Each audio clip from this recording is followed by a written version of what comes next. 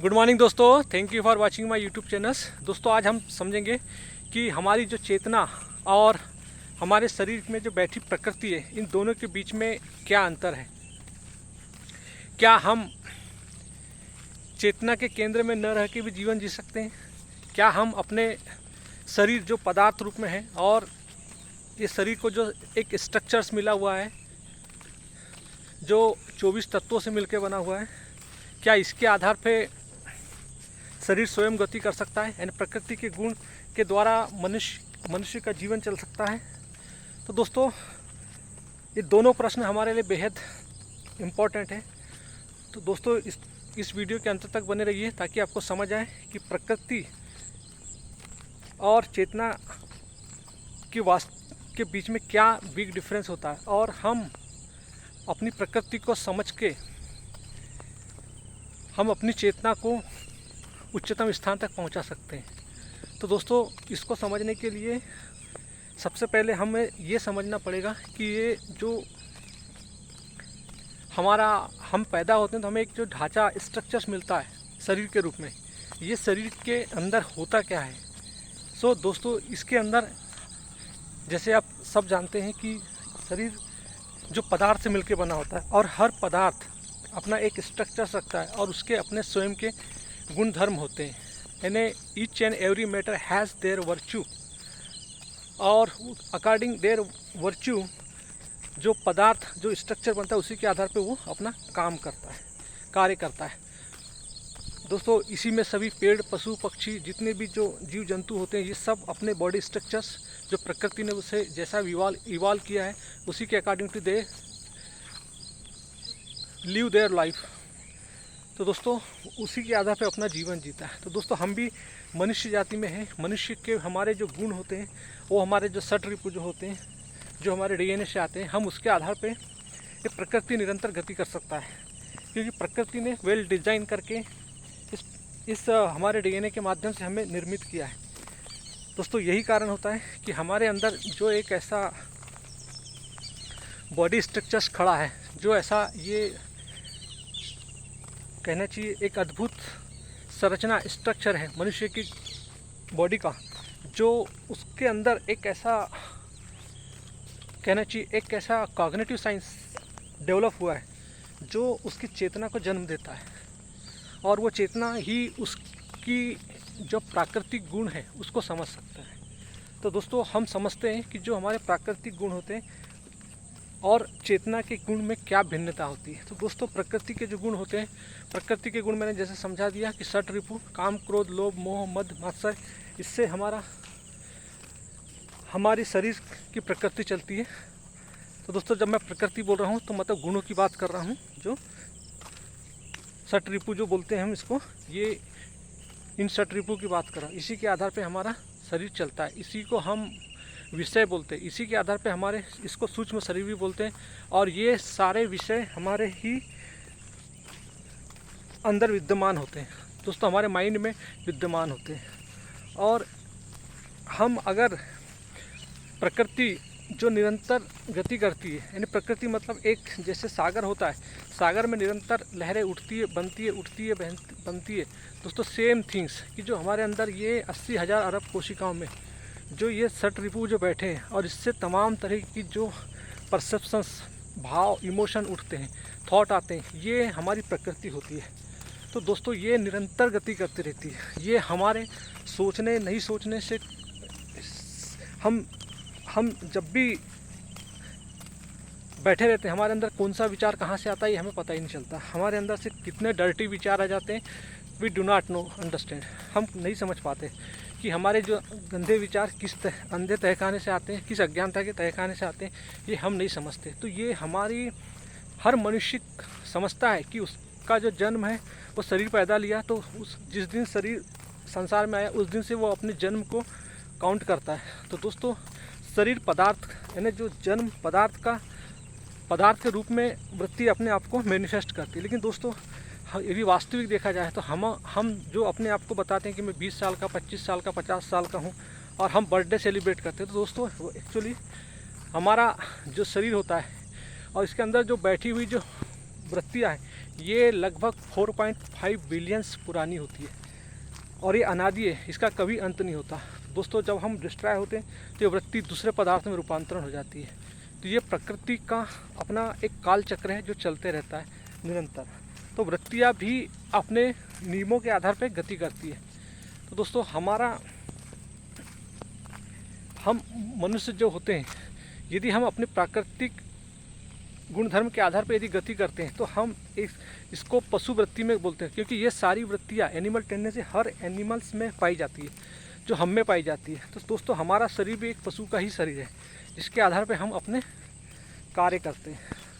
तो दोस्तों समझने वाली बात यह है कि प्रकृति अपने नियमों के आधार पर चलती है और प्रकृति के अपने कोई अपने गुणधर्म के आधार पर इस शरीर की क्रियाएँ होती है। और ये सब जो इसका केंद्र होता है, इसका कोई केंद्र नहीं होता, ये सिर्फ अपने नियमों के आधार पर चलती है। तो दोस्तों और इसी को हम माया भी कहते हैं। ये अज्ञान होता है और ये एक ऐसा एलिमेंट है हमारे अंदर जिसको हम आई बोलते हैं, अहंकार बोलते हैं। वो सिर्फ एक प्रकृति का एलिमेंट है जो शरीर से ही उठता है और वो जो इन वृत्तियों के साथ अपने आप को मैनिफेस्ट करता है। तो दोस्तों और वो आई जो होता है, जो अहम होता है, वो स्वयं अज्ञान होता है, वो स्वयं को नहीं जानता कि मैं कौन हूँ। तो दोस्तों वो हमेशा अपनी इन वृत्तियों के साथ जुड़कर अपने आप को मैनिफेस्ट करते रहता है विभिन्न रूपों में, और इन्हीं विभिन्न रूपों को हम बोलते हैं तम रज सत। तो इन तीनों आलस्य में, सकाम कर्म में और धार्मिकता की ओर बढ़ने में, इन तीनों रूप में अपने आप को वो अभिव्यक्त करता है और अपने इंद्रियों के माध्यम से, यानी एक प्रोसेस के माध्यम से वो अपने आप को इस संसार में जागृत अवस्था, स्वप्न अवस्था, सुसुप्ति अवस्था, इन तीनों अवस्था में अपने आप को मैनिफेस्ट करके जीता है। तो दोस्तों हमारे जो जड़ता होती है, जड़ता मतलब जो शरीर होती है, उसका कोई केंद्र नहीं होता, वो हमेशा एक काल्पनिक तल में जीता है। जो हमारा जो अहम होता है, अहंकार जो होता है, वो हमेशा कल्पना करके जीता है। आज मनुष्य देखिएगा दोस्तों, आज मनुष्य अपनी प्राकृतिक गतियों के आधार पर ही जीवन जी रहा है, क्योंकि वो कल्पनाओं के आधार पर जीता है। और कल्पना हमेशा एक अंधे तहखाने से आती है, यानी इमेजिनेशन हमेशा हमारे एक अंधे तहखाने से आती है। क्योंकि यदि हमारे अंदर कल्पना उठ रही है, लेकिन यदि हमारे अंदर यदि हमारा केंद्र यदि उसको जांच नहीं रहा है, यानी केंद्र मतलब जो हमें मिला हुआ है, चेतना मिली हुई, उसका केंद्र होता है। यदि हमारे अंदर कोई भी इमेजिनेशन उठ रहा है, कोई भी सेंसेशन परसेप्शन आ रहा है हमारे डर्टी इग्नोरेंस के तहखाने से, तो हमें उसकी जांच नहीं कर रहे हैं, तो इसका मतलब है कि हम एक रोबोटिक पैटर्न में जी रहे हैं। तो दोस्तों हमें पता ही नहीं होता कि हमारे विचार कहाँ से आते हैं, हमारी भावनाएं कहाँ से आती है, और हमारे परसेप्शन, अनुभूति कहाँ से आती है, हमारी कल्पनाएं कहाँ से आती है, और हम उन्हीं कल्पनाओं को सच मानकर अपना जीवन जीने लगते हैं। क्योंकि दोस्तों हम ये सब जब कल्पनाओं के तल पे जो मानते हैं, ये हमारे एक एनिमल टेंडेंसी, एक रोबोटिक पैटर्न होता है कि वृत्ति जो निरंतर चलती रहती है, और इन्हीं के आधार पे हमारे अंदर ये कल्पनाएं, भावनाएं, विचार आते रहते हैं। तो दोस्तों जब हमारा केंद्र, हम चेतना के प्राणी, जब हम अपने चेतना के आधार पर यदि गति करते हैं तो हमें बोध होता है। तो अभी हमने समझा प्रकृति जो अपने नियमों के आधार पर चलती है, और इसी अज्ञानता के कारण हमारे अंदर जो मतलब जो अहम वृत्ति जो होती है वो कल्पना करती है, और कल्पना के कारण ही हमारे अंदर अंधविश्वास पैदा होता है, यानी एक मान्यता पैदा होती है, एक बिलीव सिस्टम होता है, धारणा होता है जो अज्ञानता के केंद्र से होता है, और यही हमारे जीवन बनते जाता है। दोस्तों आज यही है कि लोक धर्म, हर मनुष्य के अंदर जो मान्यता परंपरा के आधार पर कितना लोक धर्म छा गया है, क्योंकि उसके केंद्र में अज्ञान बैठा हुआ है। अज्ञान होता है अहंकार, जो हमेशा अपनी झूठी मान्यताओं को माने बैठा है, क्योंकि इसलिए मान्यता हमेशा जिज्ञासा पे नहीं चलती, मान्यता हमेशा मान्यताओं पे चलती है। यानी जो अहम लोक धर्म का जो केंद्र होता है वो कभी जिज्ञासा पे नहीं चलता, वो हमेशा मान्यताओं पे चलता है। लोक धर्म में हमेशा कहानियाँ होती है, बोध नहीं होता। तो दोस्तों लोक धर्म झूठी मान्यता परंपराओं पे चलता है, यानी उसका कोई अवलोकन नहीं होता। तो इस प्रकार दोस्तों, और इसी के कारण जब हम अपने केंद्र को मान्यता परंपरा से जोड़ते हैं दोस्तों, इसी की वजह से हमारे अंदर अंधविश्वास, पाखंड और कहना चाहिए डॉगमा जैसी स्थिति और फैंटेसी जैसी स्थिति, यानी मतलब झूठी कहानियाँ और हठ धर्मिता जैसी कंडीशनिंग हो जाता है हमारा माइंड। और हम फिर एक रोबोटिक पैटर्न की तरह जीते हैं। जैसे मशीनें काम करती है उसी के तरीके से हमारा जीवन होने लगता है। तो दोस्तों, हमने समझा कि जो मनुष्य की प्रकृति, यदि मनुष्य स्वयं को नहीं समझता तो वो एक पशु के तल पे एक रोबोटिक पैटर्न में ही जीवन जीता है। यानी यदि वो अब 24 घंटे यदि उसके अंदर से उठने वाली सेंसेशन के प्रति, क्योंकि ये शरीर में जो प्रकृति है ये निरंतर संचालित होती रहती है। हमें स्वयं को पता नहीं होता कि हमारे अंदर से कहाँ से आ रही है। ये 24 घंटे की प्रक्रिया होती है, ये निरंतर प्रक्रिया चलती रहती है हमारे अंदर। तो दोस्तों, इसको समझना हमारे लिए बहुत ज़रूरी है। दोस्तों, इसी प्रकार हम अब चेतना को समझते हैं। तो दोस्तों, चेतना मनुष्य के लिए एक ऐसा वरदान है जो दूसरे अन्य जीव जंतु पशुओं को नहीं मिला हुआ है। लेकिन मनुष्य एक ऐसी प्रजाति है जिसको ये चेतना मिली हुई है, और मनुष्य इस चेतना के माध्यम से इस संसार, इस आउटर वर्ल्ड और इनर वर्ल्ड को समझ सकता है। यानी हमारे अंदर जो ये शरीर के अंदर जो 35 सठ रिपू जो है, जिसके कारण हमारे गंधे तहखानों से जो हमारी वृत्तियों के द्वारा जो विचार और कामनाएं उठती है हमारी, हम उनको समझ सकते हैं और उनको समझ के हम इनसे मुक्त हो सकते हैं। तो दोस्तों, ये हमारे जानने वाले हमारे ऋषियों ने भी हमें समझाया कि चेतना मनुष्य के लिए सबसे अमूल्य चीज़ है। यदि हम, स्वामी विवेकानंद ने हमें समझाया कि यदि हम स्वयं को आत्मा, क्योंकि हमारी चेतना आत्मा से ही संचालित होती है और हम उसके ही एक स्वरूप है, क्योंकि चेतना का अपना केंद्र होता है, चेतना का अपना स्वभाव होता है। और दोस्तों, चेतना हमेशा एक मनुष्य की एक उच्चतम पॉसिबिलिटी है। मनुष्य अपनी चेतना को नर्चर करके एक उच्चतम मुकाम तक पहुंच सकता है, क्योंकि मनुष्य का जीवन ही उसकी चेतना से ही उठता है दोस्तों। क्योंकि मनुष्य जितना अपने चेतना को नर्चर करेगा, चेतना का नर्चरमेंट मतलब होता है कि उसका हर प्रकार से जो हमारा कॉग्निटिव साइंस होता है वो हर प्रकार से एक ड्रा इनसाइट करता है हमारे, जैसे फिलॉसफी की ड्रा करता है, साइकोलॉजिकली की ड्रा करता है, कंप्यूटर साइंस करता है, न्यूरो साइंस करता है। तो दोस्तों, और हमारे अंदर ही एक न्यूरो साइंस होता है जो कहना चाहिए, जिसके अंदर कहना चाहिए एक ऐसा इंटरडिसिप्लिनरी फील्ड होता है जहाँ पे कहना चाहिए फिजिक्स, केमिस्ट्री और बायोलॉजिकली और साइकोलॉजिकली फील्ड होता है, जहाँ पे हम कहना चाहिए इनको अंडरस्टैंड करके इस कॉम्प्लेक्स नर्वस सिस्टम को समझ सकते हैं। तो दोस्तों, हमारे जीवन में ये दो महत्वपूर्ण फील्ड रखे हुए हैं जिसको हम न्यूरो साइंस बोलते हैं और कॉग्निटिव साइंस बोलते हैं। तो दोस्तों, intersection of the neuro science and cognitive science has given rise the cognitive neuro science that to understand neural mechanism and cognitive process. तो दोस्तों, हम कॉग्निटिव साइंस, बौद्धिकता के आधार पे जो हम चेतना के, यानी अब यदि हमारा माइंड प्रीफ्रंटल कॉर्टेक्स ब्रेन में रहता है तो हमारे को जो यानी एक बौद्धिक रूप से हमारा माइंड यदि अवेयर रहता है तो हम अपने अंदर उठने वाली हर सेंसेशन को समझ सकते हैं। और दोस्तों, यही कारण है कि यदि हम अपने चेतना के विकास में यदि ध्यान देते हैं तो हमारा संपूर्ण जीवन एक अग्रसर होने लगता है। यानी हम अपने अंदर उठने वाली, क्योंकि दोस्तों हमारा जो इवोल्यूशन हुआ है वो एक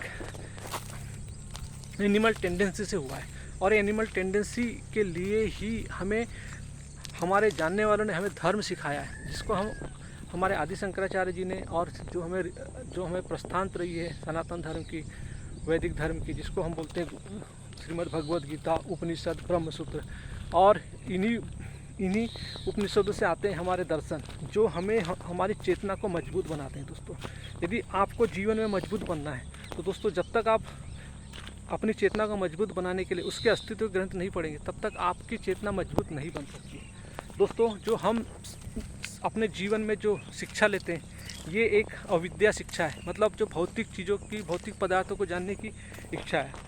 और आज तो दोस्तों ये भी होता है कि हम इन सब चीज़ों को भी अच्छे से नहीं पढ़ पाते, क्योंकि हमारी शिक्षा का स्तर सिर्फ और सिर्फ हो गया है पैसा कमाना, एक नौकरी, इन रटो घोटो और समझने का नहीं, इन रटने घोटने का स्मृति बेस्ड नॉलेज हो गया है, परसेंटेज बेसिस नॉलेज हो गया है। दोस्तों, उससे हमारा ब्रेन डेवलप नहीं होता। दोस्तों, हमारे ब्रेन के डेवलपमेंट के लिए हमें अपने न्यूरो साइंस, कॉग्निटिव साइंस को समझना पड़ेगा, क्योंकि ये हमारे एक इवोल्यूशन प्रोसेस के लिए बहुत महत्वपूर्ण है।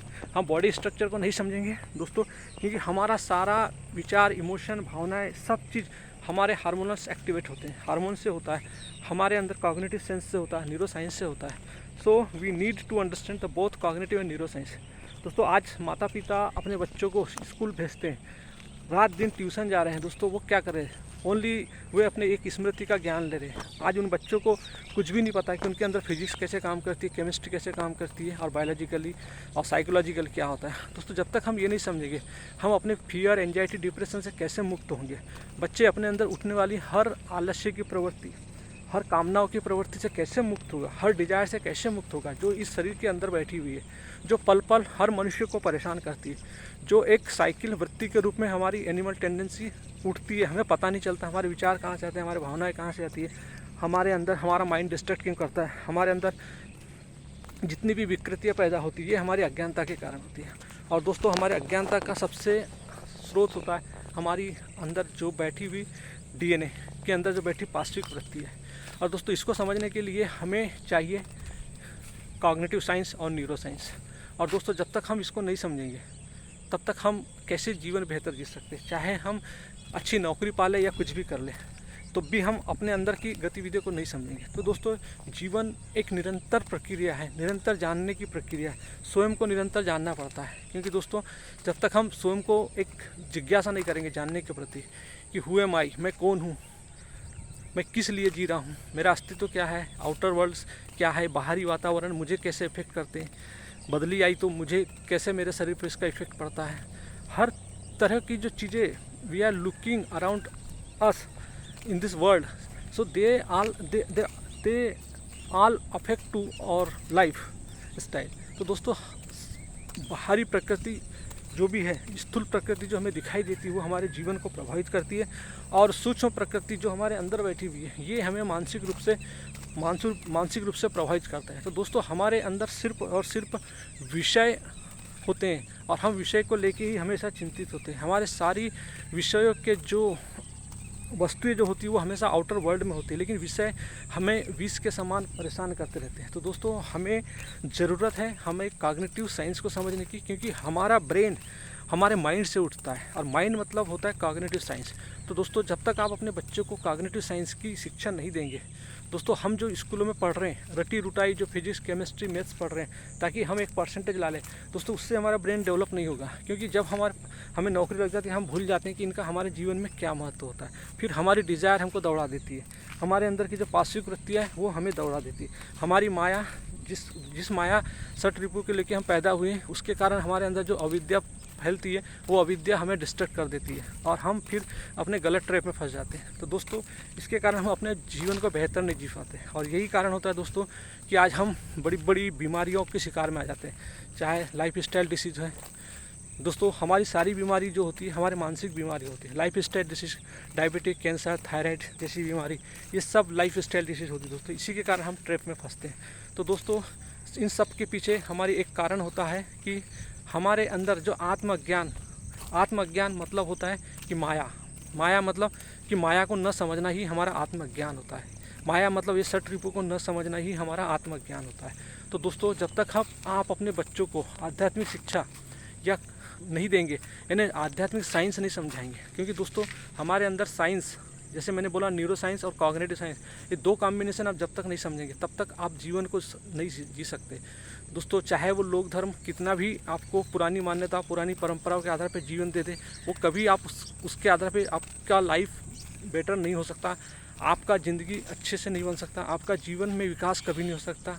तो दोस्तों आपका विकास आपकी समझ, आपकी चेतना का नर्चरमेंट समझने से होता है। चेतना को अच्छा शास्त्र दीजिए, चेतना को अच्छा साइंस का ज्ञान दीजिए, चेतना को अच्छे शास्त्रों का, क्योंकि दोस्तों हर शास्त्र हमें मिले हैं ताकि हम अपने अंदर की इन पास्विक वृत्तियों को समझ सके और इनसे मुक्त हो सके। क्योंकि दोस्तों ज्ञान भी हमें सिर्फ हेल्प करता है, रास्ता दिखाता है उस मंजिल तक जाने के लिए। क्योंकि दोस्तों सत्य तो निराकार है, निर्विकार है, निर्विकल्प है, हम उस तक कभी नहीं पहुंच सकते। लेकिन दोस्तों हमारे अंदर हम समझकर अपने अंदर जो हमारे अज्ञान भरा हुआ है, हमारे अंदर जो हमारे बंधनों का कारण है, हम उनसे मुक्त हो सकते हैं, क्योंकि माया ही बंधन है और इससे मुक्ति संभव है। दोस्तों ये हमारे ऋषियों ने भी हमें समझाया है और इसका साक्ष्य भी हमारे सामने है। क्योंकि दोस्तों जिस चीज़ को हम समझ जाते हैं हम उससे मुक्त हो जाते हैं। चाहे नशा को समझ के हम नशा से मुक्त हो सकते हैं, आदतों को समझ के हम आदतों से मुक्त हो सकते हैं। तो दोस्तों ज्ञान हमें हमारे अंधकार को ख़त्म कर देता है। इसीलिए दोस्तों हमें समझाया गया है अस्तो माँ सद्गमे, तमसो माँ ज्योतिर्गमे, मृत्युर्मा अमृतम गमे। तो दोस्तों हमें असत्य से सत्य की ओर जाना है, अंधकार से प्रकाश की ओर जाना है और मृत्यु से अमृत की ओर जाना है। तो दोस्तों ये हमारे जीवन का महत्वपूर्ण महावाक्य है जो हमें हर किसी की ज़िंदगी में आना चाहिए। तो दोस्तों आप अपने बच्चों को ज़रूर उनके होलिस्टिक नॉलेज यानी चेतना का नॉलेज और पदार्थ का नॉलेज दोनों शिक्षा दीजिए, तब उनके जीवन में निखार आएगा दोस्तों, तब उनकी ज़िंदगी कुछ बनेगी, तब उनके आने वाले भविष्य का जीवन बेटर होगा। तो दोस्तों आई थिंक आपको समझ आया हो। दोस्तों यदि ये वीडियो अच्छा लगा हो तो इसको शेयर कर दीजिए, लाइक्स कर दीजिए, ताकि इसी प्रकार की इन्फॉर्मेशन मैं आप तक ले आते रहूँ।